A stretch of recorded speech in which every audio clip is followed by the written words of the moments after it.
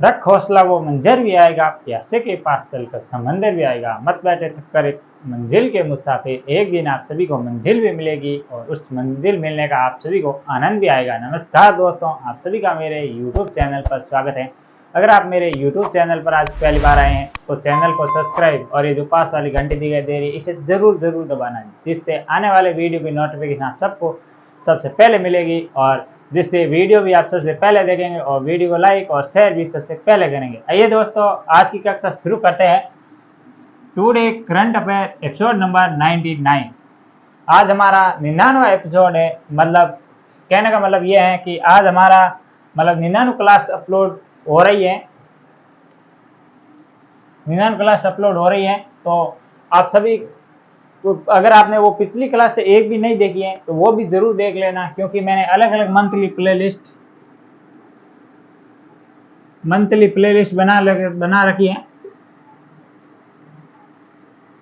बना रखी है। और हमारी जो फर्स्ट क्लास थी वो कब आई थी? फर्स्ट क्लास वो आई थी 31 मई को। 31 मई को हमारी पहली क्लास आई है। उससे लेकर आज तक बीच में कुछ एपिसोड नहीं आ सके, परंतु जो लगातार आ रहे उसकी मैंने अलग अलग मंथली अलग अलग प्लेलिस्ट बना रखी है, तो वो भी आप जरूर सभी देख लेना। और इसी के साथ आज हम इस वीडियो में क्या क्या करने वाले हैं वो भी मैं आप सभी को बता देता हूं कि इसमें हम करने वाले हैं विश्व, भारत और राजस्थान, इन तीनों का करंट अफेयर लेंगे। जैसे विश्व और भारतीय हम दो विश्व क्वेश्चन या इन दोनों के लेंगे 4 क्वेश्चन और 2 लेंगे राजस्थान के। और इसी के साथ हम स्टैटिक सामान्य ज्ञान भी शामिल करने वाले हैं, क्योंकि करंट अफेयर स्टैटिक सामान्य ज्ञान से ही जुड़ा एक भाग है। क्योंकि जब आप करंट अफेयर पढ़ते हैं तो स्टैटिक सामान्य ज्ञान अपने आप ही कवर हो जाता है। जैसे एक कोई क्वेश्चन आया तो उससे रिलेटेड जो अन्य जानकारी होगी वो स्टैटिक सामान्य ज्ञान में आएगी, ये भी आप सभी को पता होगा। तो आइए शुरुआत करते हैं आज की। और अगर वीडियो को लाइक नहीं किया है तो अभी से लाइक जरूर कर दीजिए। तो आज का पहला क्वेश्चन है वो है, हाल ही में जलवायु परिवर्तन पर पहली ग्लोबल स्टॉक टेक रिपोर्ट किसने जारी की है? आप सभी को यह बताना है कि हाल ही में जलवायु परिवर्तन पर पहली ग्लोबल स्टॉक टेक रिपोर्ट किसके द्वारा जारी की गई है? ऑप्शन ए है वो है UNFCCC, ऑप्शन बी है वो है UNDP, और ऑप्शन सी है वो है WWF, और ऑप्शन डी है वो है WEF। इन सभी संस्था के बारे में जानेंगे। ये भी ऑप्शन बहुत इंपॉर्टेंट है और ये क्वेश्चन आपके लिए मोस्ट इंपॉर्टेंट होने वाला है। मोस्ट इंपॉर्टेंट, ये भी ध्यान रखना, पहली बार मैं किसी क्वेश्चन पर मोस्ट इंपॉर्टेंट लिख रहा हूँ, क्योंकि इसमें जो मैं स्टैटिक सामान्य ज्ञान कराने वाला हूँ ना, स्टैटिक सामान्य ज्ञान, वो आप सभी के लिए इंपॉर्टेंट होगा। स्टैटिक्स ये आप सभी के लिए इंपॉर्टेंट होने वाला है, ये भी ध्यान रखना है। तो इसका जो राइट आंसर होगा वो तो होगा ऑप्शन नंबर ए, UNFCCC। तो अब हम इसके बारे में जानेंगे और जो ये पहली बैठक हुई है उसके बारे में जानने वाले हैं। तो सबसे पहले देख लेते हैं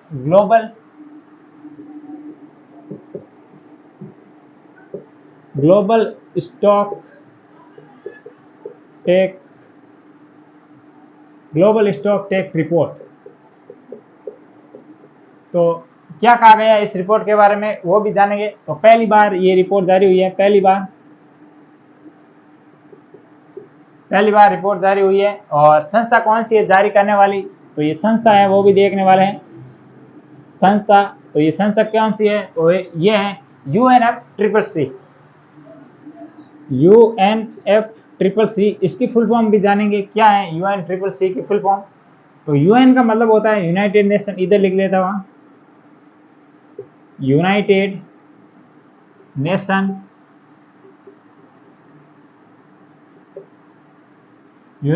नेशन।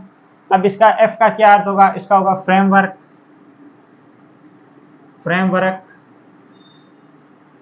और इन ट्रिपल, ये 3 बार सी है, इन तीनों का अलग अलग अर्थ होता है। तो पहले सी का क्या अर्थ होगा? ये होगा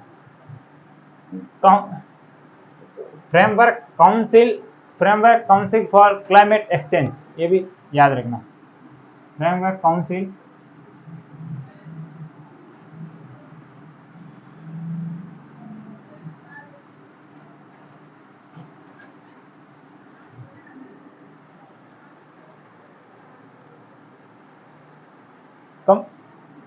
इसका अर्थ है वो है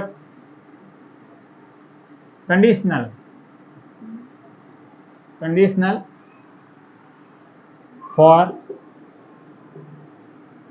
क्लाइमेट एक्सचेंज,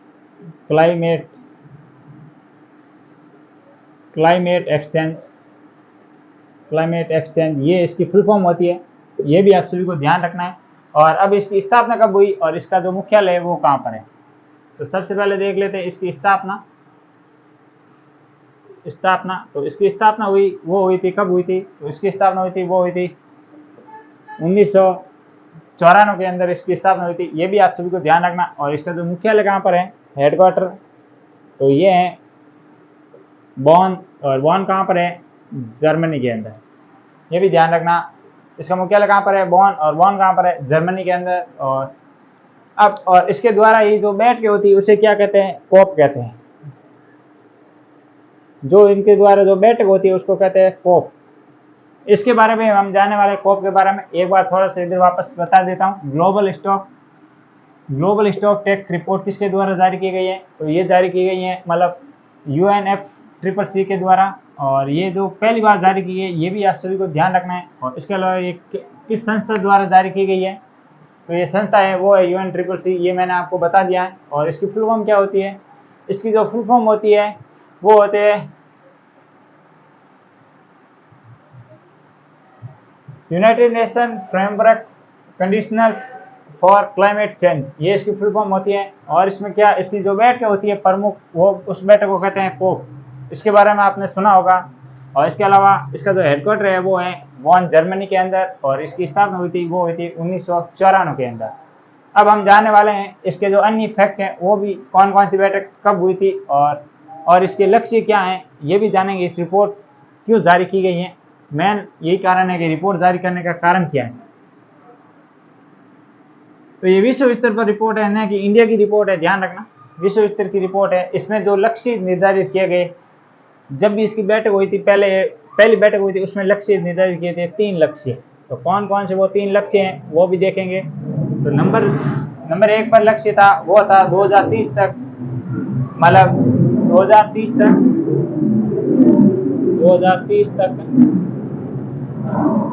क्या लक्ष्य रखा था, GHG मतलब ग्रीन हाउस इफेक्ट, या ग्रीन हाउस होती है ना, उससे संबंधित था। मतलब ग्लोबल ग्रीन हाउस, मतलब उसमें क्या करना, 43% कमी करना, इसमें 43% कमी करना, ये इसका मतलब लक्ष्य था।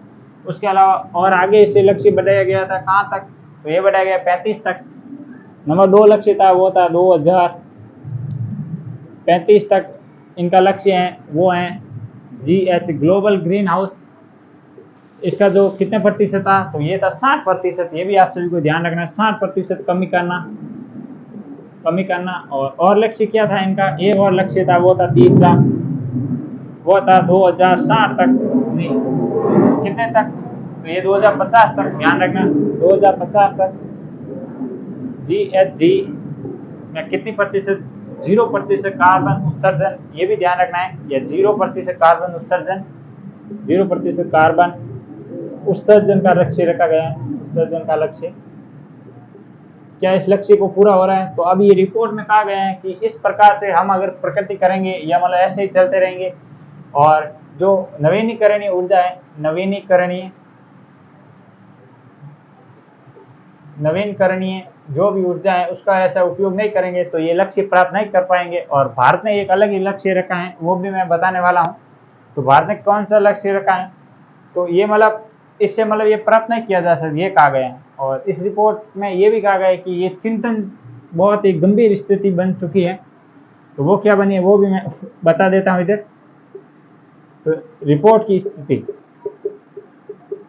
रिपोर्ट में लिखा कि स्थिति है वो चिंताजनक है। स्थिति कैसी है, चिंताजनक।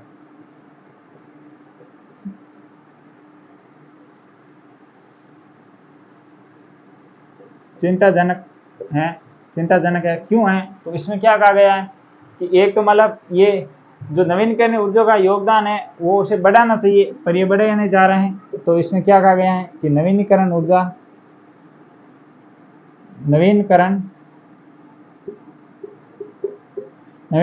जो भी ऊर्जा है उसको मतलब बढ़ाया जाए। और नंबर 2 पर क्या कहा गया है, तो GHG ग्लोबल ग्रीन हाउस, तो इसमें क्या करनी चाहिए, इसमें कमी करनी चाहिए, इसका उपयोग कम करना चाहिए। और इसी के साथ और एक आ गया तीसरे नंबर, उसमें क्या कहा गया, तो जीवाश्म ईंधन है उसका भी उपयोग कम करना चाहिए, जैसे पेट्रोल हो गए, डीजल हो गए, इनका भी उपयोग कम करना चाहिए। जीवाश्म ईंधन का उपयोग कम करना चाहिए। ये भी इस रिपोर्ट में अगर ये अगर काम हो गए तो ये जो भी लक्ष्य रखे हैं ये भी प्राप्त हो जाएंगे, ये भी आप सभी को ध्यान रखना है। और अब भारत ने कौन सा लक्ष्य रखा है इसमें, तो भारत ने जो लक्ष्य रखा है वो रखा है भारत ने 2070 तक, भारत ने 2070 तक मतलब नेट जीरो कार्बन उत्सर्जन का लक्ष्य रखा है। ये भी ध्यान रखना, मोस्ट इंपॉर्टेंट है ये, अगर इन्वायरमेंट की दृष्टि से देखें तो भारत ने 2070 तक नेट जीरो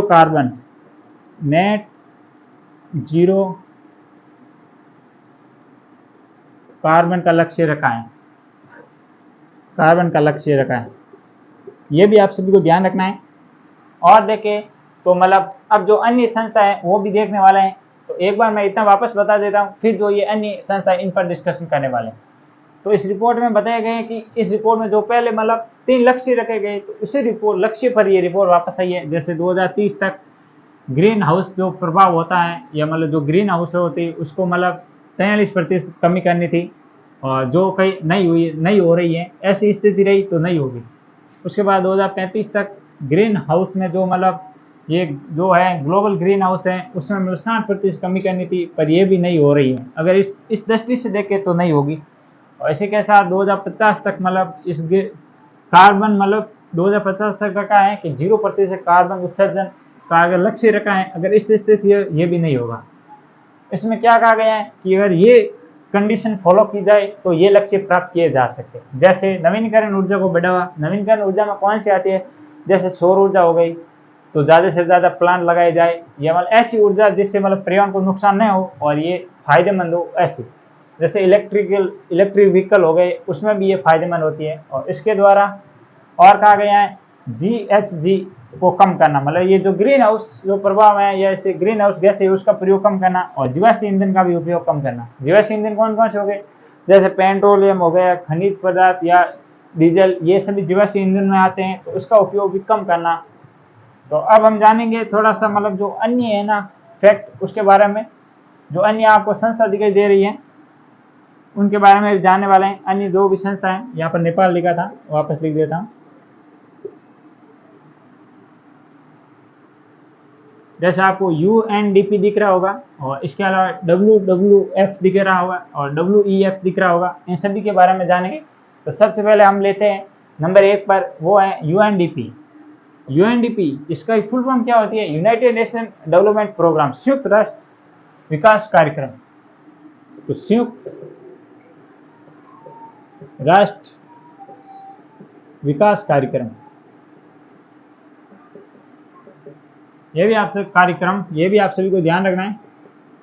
और इसकी जो मतलब देखें तो इसके द्वारा एक रिपोर्ट जारी की जाती है। कौन सी की जाती है, तो वो की जाती है मानव विकास सूचकांक।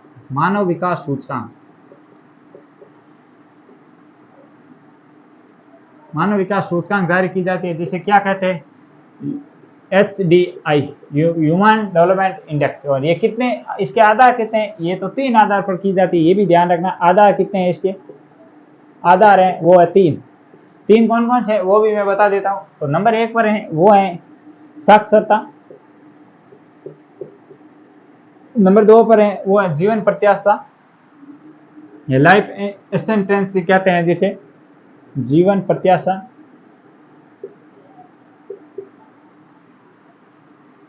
एक और है, वो कौन सी है, तो एक तो होगी साक्षरता, एक होगी जीवन प्रत्याशा, और एक होगी प्रति व्यक्ति आय, पर कैपिटल इनकम, प्रति व्यक्ति आय। तो ये मतलब 3 पर ये रिपोर्ट जारी की जाती है। जब भी ये रिपोर्ट आती है तो ये 3 मानक शामिल किए जाते हैं, ये भी ध्यान रखना है। और अब थोड़ा सा जान लेते हैं WWF के बारे में। तो WWF की फुल फॉर्म क्या होती है, world wide for fund of nature, ये इसकी फुल फॉर्म होती है पूरी। तो इसकी जो स्थापना हुई थी वो कब हुई थी, तो इसकी स्थापना हुई थी वो हुई थी 1961 के अंदर, और इसका जो मुख्यालय कहाँ पर है वो है ग्लैंड, स्विट्जरलैंड के अंदर। तो स्थापना देखते हैं सबसे पहले। स्थापना हुई थी 1961 के अंदर, और इसका जो मुख्यालय कहाँ पर है वो है ग्लैंड, स्विट्जरलैंड के अंदर। ग्लैंड कहाँ पर है, स्विट्जरलैंड के अंदर। ये भी आपसे यहाँ पर इसका क्या है, मुख्यालय स्थित है। और थोड़ा सा और देख लेते हैं इसके आगे, जो मतलब ये जो है ना, इसके द्वारा एक जो मतलब क्या कहेंगे हम कि रेड डाटा बुक किसके द्वारा जारी की जाए, WWF या WEF। तो WWF द्वारा कौन सी बुक जारी की जाती है, तो रेड डाटा बुक। और इसके बारे में आप सभी जानते होंगे रेड डाटा बुक की क्यों इंपॉर्टेंट, क्योंकि इसमें उन जीव या प्राणियों को शामिल किया जाता है, जीव जंतु या प्राणियों को शामिल किया जाता है जो कि प्राय लुप्त प्राय हो चुके हैं, बिल्कुल देखने को मिलते हैं या नहीं मिलते, उनको शामिल किया जाता है। और राजस्थान का जो मतलब गोडावण है उसको मतलब इसी में शामिल किया गया है रेड डाटा बुक के अंदर। ये भी आप सभी को ध्यान रखना है। और इसके अलावा WEF, world economic forum. WEF की फुल फॉर्म क्या है, वर्ल्ड इकोनॉमिक फोरम, विश्व आर्थिक मंच, इसकी जो फुल फॉर्म होती है। और इसके द्वारा और देखें तो इसका जो हेडक्वार्टर कहाँ पर है वो है जेनेवा के अंदर। और जेनेवा कहाँ पर है, स्विट्जरलैंड के अंदर। जेनेवा कहाँ पर है, स्विट्जरलैंड के अंदर, ये भी ध्यान रखना है। और इसका जो मुख्यालय है, और इसमें देखिए तो इसकी जो फेमस बैठक थी वो कौन सी थी, तो वो थी दावोस बैठक। इसकी जो की क्या थी, फेमस बैठक थी। ये भी आप सभी को ध्यान रखना है। और इसके द्वारा एक मतलब रिपोर्ट जारी की जाती है, वो कौन सी की जाती है, तो वो की जाती है ग्लोबल जेंडर गैप इंडेक्स। इसके द्वारा जो एक रिपोर्ट जारी की जाती है वो कौन सी की जाती है, तो वो की जाती है ग्लोबल जेंडर गैप इंडेक्स। ये इसकी मतलब जारी की जाती है, ये भी आप सभी को ध्यान रखना है। और इसमें जो भारत की रैंक क्या है, इंडिया कौन से स्थान पर है, इंडिया, तो इसकी इंडिया है वो है 127 स्थान पर। ये भी आप सभी को ध्यान रखना है। आइए थोड़ा सा और जान लेते हैं अन्य संस्था के बारे में, क्योंकि वो भी इंपोर्टेंट होने वाली हैं। ये 3 संस्था मैंने करा दी, ये तो इसका आंसर था, ये तो मैंने करा दी, ये भी करा दी, ये भी करा दी, ये भी करा दी। अब हम थोड़ा सा और करने वाले हैं, वो है UNEP। UNEP की फुल फॉर्म क्या होती है, तो यूनाइटेड नेशन इन्वायरमेंट प्रोग्राम, मतलब संयुक्त राष्ट्र पर्यावरण कार्यक्रम। ये इसकी स्थापना मतलब इसकी फुल फॉर्म होती है। UNEP स्थापना कब हुई थी, UNEP की, ये मोस्ट इंपोर्टेंट होने वाला है। तो UNEP की स्थापना हुई थी, वो हुई थी 5 जून 1972 के अंदर। 5 जून 1972 के अंदर इसकी स्थापना हुई थी। और 5 जून को कौन सा दिवस मनाया जाता है, तो विश्व पर्यावरण दिवस मनाया जाता है। विश्व पर्यावरण दिवस, और विश्व पर्यावरण दिवस मनाया गया था। अब आपको यह बताना है कि वर्ष 2023 का विश्व पर्यावरण दिवस कहां पर आयोजित किया गया, होस्ट कंट्री कौन सी है, और ये दोनों कमेंट बताना है। वापस सुन लो, 2023 यहाँ पर मैं लिख देता हूँ, 2023 विश्व पर्यावरण दिवस 2023 किस देश में मनाया गया, और इसकी जो कंट्री वो तो होस्ट हो गई, वो तो बतानी है। और इसके अलावा आपको एक और इसका बताना है कि इसकी थीम क्या थी। ये दोनों कमेंट बॉक्स में बताना है, होस्ट और थीम, ये दोनों आप कमेंट बॉक्स में बताना है मुझे। और देखें तो ये थोड़ा सा यहाँ से मैं ड्रॉ कर देता हूँ, और भी हैं इसके बारे में तो अन्य जानकारी वो भी देखने वाले हैं, क्योंकि ये मोस्ट इंपॉर्टेंट क्वेश्चन है इन्वायरमेंट से रिलेटेड। तो इसका जो फुल निचोड़ है वो भी निकालने वाले हैं। तो और इसमें देखिए तो इसका जो मुख्यालय कहाँ पर है, जो इसका मतलब जो हेडक्वार्टर है वो कहाँ पर है, ये आपको सभी को बताना है। मतलब UNEP का हेडक्वार्टर कहाँ पर है, तो इसका हेडक्वार्टर है वो है नैरोबी, केन्या। हेडक्वार्टर कहाँ पर है, तो वो है नैरोबी कहाँ पर है, केन्या। ये भी आप सभी को ध्यान रखना है, नैरोबी केन्या के अंदर है। और अब थोड़ा IUCN, international union for conservation. International क्या है, एक और संस्था है, क्यों ये प्रमुख संस्था चल रही है तो वो भी बता दे दो। IUCN, तो इसकी फुल फॉर्म क्या होगी, तो वो होगी international union for conservation nature. पर इसकी कुछ और शब्द हैं, पर इतने देखने को मिलते हैं।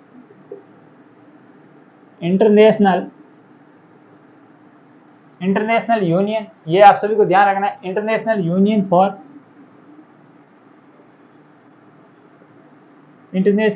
फॉर कंजर्वेशन,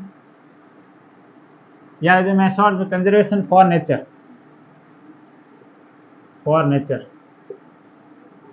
ये इसकी फुल फॉर्म होती है। ये भी आप समझना क्या होगा कि अंतर्राष्ट्रीय संगठन जो मतलब किसी पृथ्वी से नहीं मतलब जो प्रकृति है उससे संबंधित है, ये भी ध्यान रखना।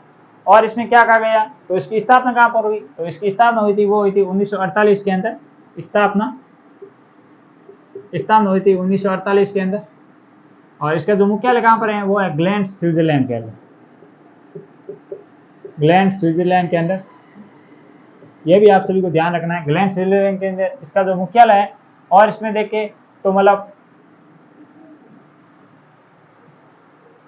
अब ये तो था मतलब इससे इतना ही है। इसके द्वारा रिपोर्ट कौन सी जारी की जाती है, रिपोर्ट आपको बतानी है। अब थोड़ा सा कॉप के बारे में जान लेते हैं। कॉप के बारे में क्यों, मैंने आपको पहले बताया था कि IUF मतलब ये जो संस्था है ना IUFCCC, इसके जो भी मतलब ये रिपोर्ट होती है, या जैसे कॉप आया ना, तो कॉप किसके द्वारा जारी की जाती है, और इसके मतलब तो ये कॉप की जाती है UNFCCC के द्वारा जो भी बैठ होती है उसे कॉप कहते हैं। और कॉप का फुल फॉर्म क्या है, कॉन्फ्रेंस ऑफ पार्टीज। ये आप सभी को ध्यान रखना, कॉप की फुल फॉर्म होती है। अब कॉप प्रथम कब हुई थी, कॉप प्रथम कब हुई थी, और आपको बताना है कॉप 21 नहीं कॉप 15 और आपको बताना है कॉप 21, और कौन सी बतानी है आपको बतानी, कॉप 27 और कॉप 28, कॉप 27 कॉप 28। ये जो थोड़ा सा मोस्ट इंपोर्टेंट है ये है, ये आपको बताना है। तो सबसे पहले देख लेते हैं कॉप प्रथम कब हुई थी। तो ये तो इसकी स्थापना कब मैंने बताई थी, इसकी स्थापना बताई थी 1994 के अंदर। और कॉप प्रथम बैठक कब हुई थी, 1995 के अंदर, नेक्स्ट ईयर हो गई थी। और ये प्रथम हुई थी, ये कहाँ पर हुई थी, तो ये हुई बर्लिन जर्मनी में बर्लिन। तो प्रथम हुई थी 1995 के अंदर, क्योंकि 94 में इसकी स्थापना हुई थी और उसे अगले ही साल बैठक कर दी। और वो कहाँ पर हुई थी, बर्लिन। और ये कहाँ पर है, जर्मनी के अंदर। ये मैं शॉर्ट में लिख रहा हूँ, ध्यान रखना, स्पेस नहीं है इस वजह से। और अब है कॉप 15 कहाँ पर हुई थी, तो ये हुई थी कहाँ पर, पेरिस के अंदर, जो किस नहीं मॉन्ट्रियल कनाडा के अंदर है, मॉन्ट्रियल कनाडा के अंदर हुई थी। ये भी आप सभी को ध्यान रखना। और ये जैव विविधता से संबंधित थी, विविधता से संबंधित थी, ये भी आप सभी को ध्यान रखना है। और आपको दिखाई दे रहा होगा कॉप 21। तो कॉप 21 का आयोजन कहाँ पर किया गया था, तो ये किया गया था कहाँ पर, पेरिस के अंदर। कॉप 21 का आयोजन किया गया था पेरिस। और पेरिस मतलब किस नदी के किनारे, ये आप सभी को ध्यान रखना है। तो पेरिस है सी नदी के किनारे। और ये कब हुई थी, तो ये 2015 के अंदर हुई थी। और आपको दिख रहा है मतलब कॉप 27 और कॉप 28। कॉप 27 ये शर्म उल शेख ये यहाँ पर आयोजित की गई। और ये शहर कहाँ पर है, तो ये स्थित है मिस्र में स्थित है, ये भी ध्यान रखना। और जो ये कब हुई थी, तो ये हुई थी 2022 के अंदर। और जो 2023 में नहीं वापस कब होगी, तो ये मतलब जो नेक्स्ट ईयर होने वाली है, जो नेक्स्ट बैठक होगी वो होगी UAE के अंदर। और ये कब होगी, ये नेक्स्ट ईयर होती है, वो जब ये लगातार होती है तो ये 2023 के अंदर, ये भी ध्यान रखना। तो ये था एक क्वेश्चन, और इसके बारे में जो डिटेल बताई ना वो आपको कहीं नहीं मिलेगी इतनी डिटेल एक क्वेश्चन के अंदर। वीडियो लंबा होगा तो कोई नहीं, पर ये क्वेश्चन है ना इंपॉर्टेंट है, पर्यावरण से रिलेटेड। आजकल जो भी एग्जामों में क्वेश्चन आ रहे हैं अधिकतर वो मतलब जैसे इतिहास हो गया उसके टॉपिक कम कर रहे हैं, और इन्वायरमेंट की तरफ अधिक ध्यान जा रहा है, सरकार का भी जा रहा है। और जो भी मतलब अब नए सिलेबस जारी होते हैं उसमें भी इन्वायरमेंट के क्वेश्चन आते हैं। तो आइए दोस्तों आगे बढ़ते हैं, आज का देखते हैं दूसरा क्वेश्चन। अगर वीडियो अच्छा लग रहा है तो अपने दोस्तों को शेयर जरूर करें। आज का दूसरा क्वेश्चन है वो है, हाल ही में international organisation of legal metrology certificate जारी करने वाला 13वां देश कौन सा बना है। आपको यह बताना है कि हाल ही में जो international organisation of legal metrology certificate जारी करने वाला 13वां देश कौन सा बना है? ऑप्शन ए है ईरान, ऑप्शन बी है मिस्र, ऑप्शन सी है भारत और ऑप्शन डी है वो है नेपाल। तो इसका जो राइट आंसर होगा वो होगा ऑप्शन नंबर सी, भारत। वो कौन सा देश, मतलब कौन सा देश बना है जो मतलब ये जारी करने वाला, तो ये बना है भारत। ये भी आप सभी को ध्यान रखना है। और तो आइए अब हम थोड़ा सा जान लेते हैं इसके बारे में कि क्या है आखिर ये international organisation of legal metrology certificate या मेट्रोलॉजी। ये सर्टिफिकेट तो बाद में जुड़ा। तो सबसे पहले देखते हैं इसकी शॉर्ट फॉर्म क्या होती है। उसे कहता है IOLM। IOLM इसका मतलब शॉर्ट नाम है, और जो इसकी फुल फॉर्म है वो तो आपको मैंने इधर ही लिखा दिया है, तो वापस बता देता हूँ। International organisation of legal metrology.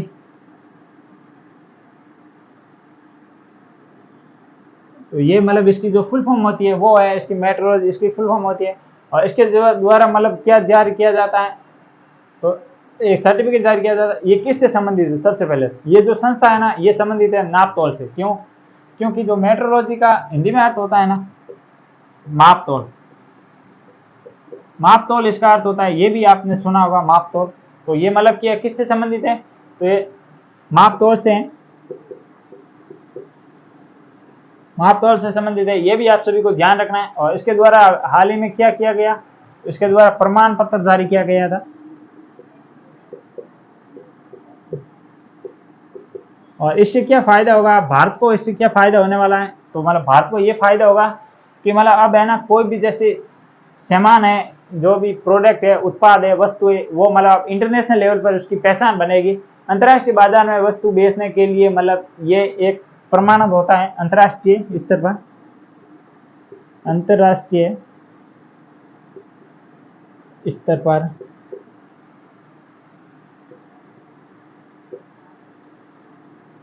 वस्तुओं को, अंतर्राष्ट्रीय स्तर पर वस्तुओं को बेचना, ये भी आप सभी को ध्यान रखना है। अंतर्राष्ट्रीय स्तर पर जो वस्तु बेची जाती है उससे ये संबंधित है, ये भी आप सभी को ध्यान रखना है। और देखिए तो ये मतलब ये तो मैंने बता दिया नापतोल से संबंधित है। और इसमें तो IOL प्रमाण पत्र जारी करने वाले, ये आपको मैंने यहाँ पर बता दिया, एक बार वापस लिख देता हूँ। जब दो बार लिखेंगे तो अच्छा रहेगा। तो क्या लिखेंगे हम? तो IOLM द्वारा प्रमाण पत्र जारी करने वाला भारत 13वां देश बना है। ये भी आप सभी को ध्यान है। भारत कौन सा देश बना है? ये 13वां देश बना है भारत। जो कि इससे अब हम ये जानेंगे कि ये किस मंत्रालय द्वारा मतलब ये जारी किया गया है, भारत सरकार द्वारा किस मंत्रालय? तो वो थे उपभोक्ता, कंज्यूमर, उपभोक्ता, कौन सा है? उपभोक्ता जो भी मतलब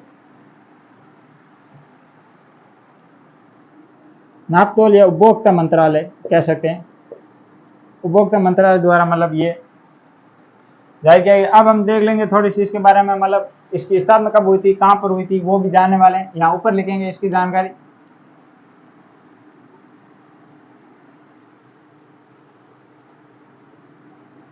तो आप थोड़ा सा इधर वापस लिख देता हूं मैं। IOLM मतलब international organisation of legal metrology. तो इसकी स्थापना कब हुई थी? तो इसकी स्थापना, ये भी मोस्ट इंपोर्टेंट है, इसका मुख्यालय कहाँ पर है वो भी देखने वाले हैं। तो इसकी स्थापना हुई थी, वो हुई थी कब? तो इसकी स्थापना हुई थी, वो हुई थी आपके 55 में, मतलब 1955 मतलब इसकी स्थापना 1955 के अंदर हुई। और भारत शामिल कब हुआ था इसमें?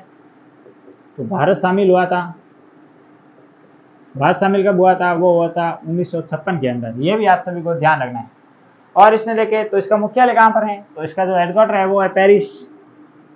हेडक्वार्टर कहाँ पर है? पेरिस। और पेरिस किस नदी के किनारे है? वो मैंने आपको बताया था, सीन नदी के किनारे। ये भी आप सभी को ध्यान रखना है। और इसमें जो इम्पोर्टेंट है वो कौन से है? तो इसमें जो और कहा गया है, तो ये मतलब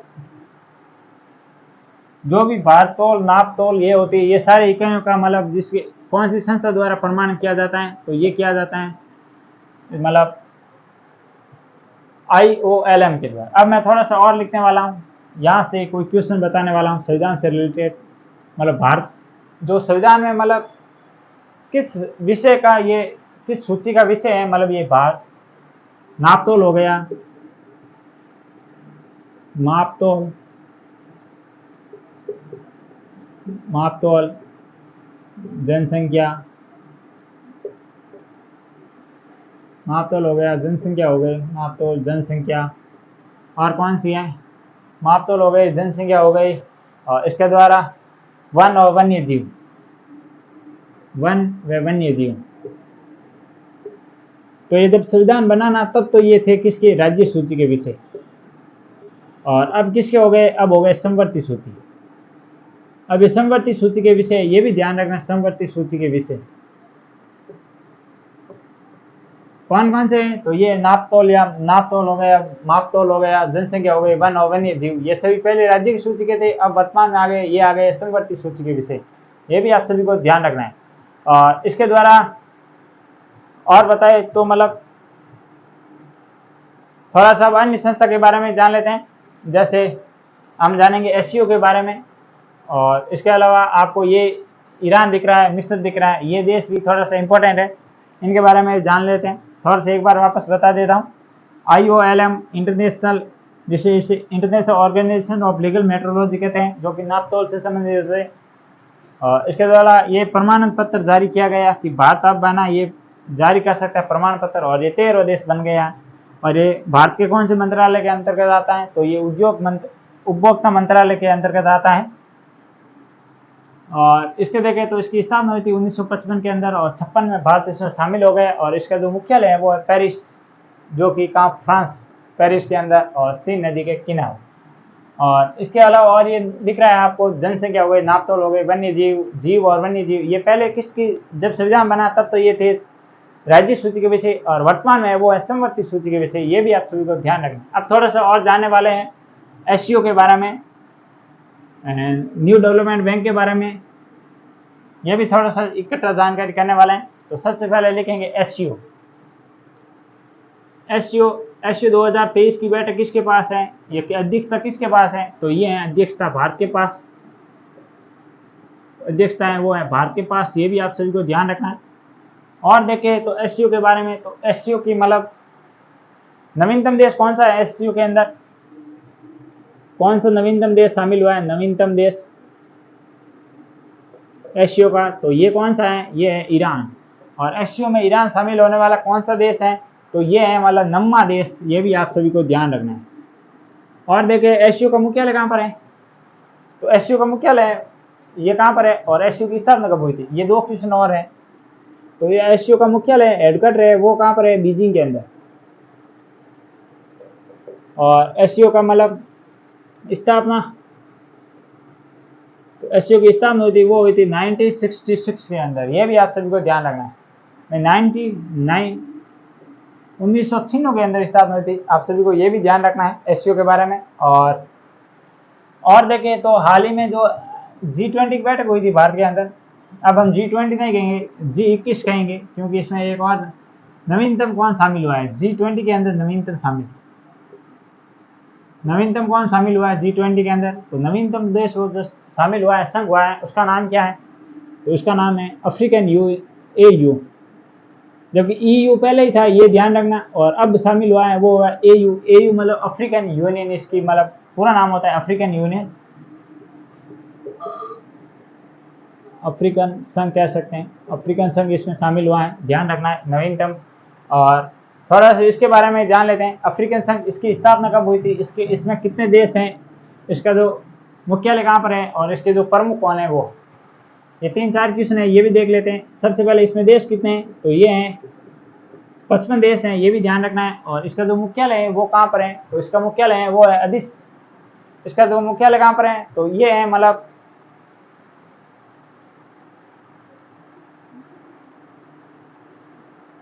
अदिस अबाबा में इसका मुख्यालय है, ध्यान रखना। हेडक्वार्टर कहाँ पर है? तो इसका हेडक्वार्टर है वो अदिस अबाबा में, अदिस अबाबा, क्या नाम है? अदीस अबाबा के अंदर ये इसका जो मुख्यालय है ये भी ध्यान रखना है, अदीस अबाबा के अंदर। अब थोड़ा सा देख लो इसकी स्थापना कब हुई थी। इसकी स्थापना हुई थी, वो हुई थी 1963 के अंदर स्थापना हुई थी। 1963 के अंदर इसकी स्थापना हुई थी। और इसके जो अध्यक्ष है वो कौन है, ये मोस्ट इंपोर्टेंट होने वाला है। अगर कोई क्वेश्चन आ गया G20 से तो मुझे लगता है अगर यही क्वेश्चन आएगा अध्यक्ष से संबंधित, अध्यक्ष कौन है, और अध्यक्ष है वो है अजाली ओसेमानी। अजाली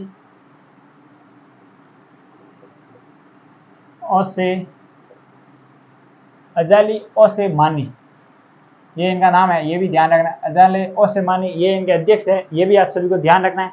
और अब है ना जो नेक्स्ट बैठक होगी G21 की, या हम कह सकते हैं G21 की बैठक, वो कहाँ पर होगी G21 की, और ये होगी ब्राज़ील के अंदर। और ब्राज़ील के राष्ट्रपति कौन है, तो ब्राज़ील के राष्ट्रपति हैं वो हैं लीला ली डुस्वा।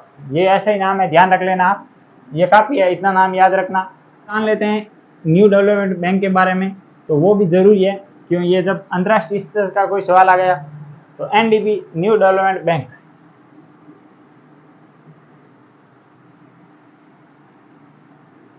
न्यू डेवलपमेंट बैंक का नाम आया है तो न्यू डेवलपमेंट बैंक।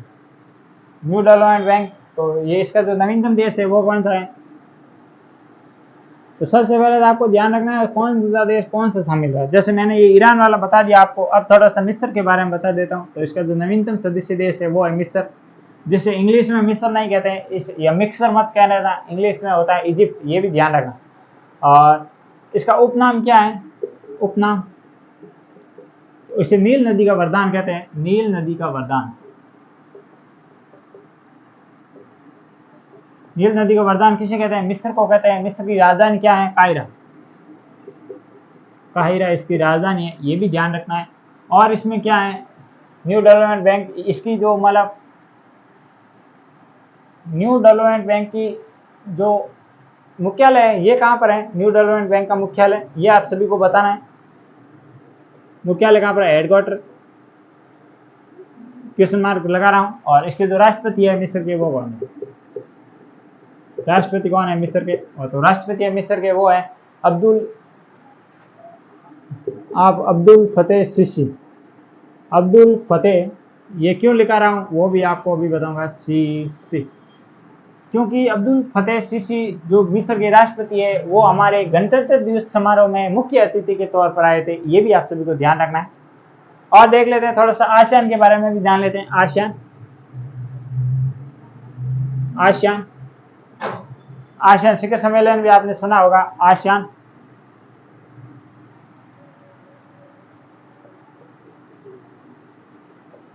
तो आसियान में जो मतलब कौन से शामिल है देश, तो आसियान में जो नवीनतम देश है वो कौन सा शामिल हुआ था, पहले स्थापना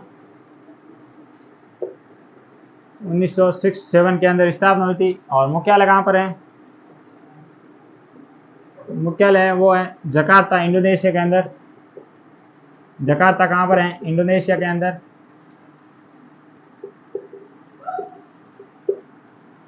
और देखिए तो इसमें मतलब जो कितने देश शामिल है इसमें, तो इसमें जो देशों की संख्या है वो है 11 देश शामिल है। देश कितने, वो है 11। और देखें तो मतलब आसियान का हाल ही में शिखर सम्मेलन कहाँ पर हुआ था, ये आप सभी को बताना है, यहाँ पर क्वेश्चन मार्क लगा था। तो ये थे आज के 2 क्वेश्चन, आपको कैसे लगे मुझे कमेंट बॉक्स में जरूर बताना। अब है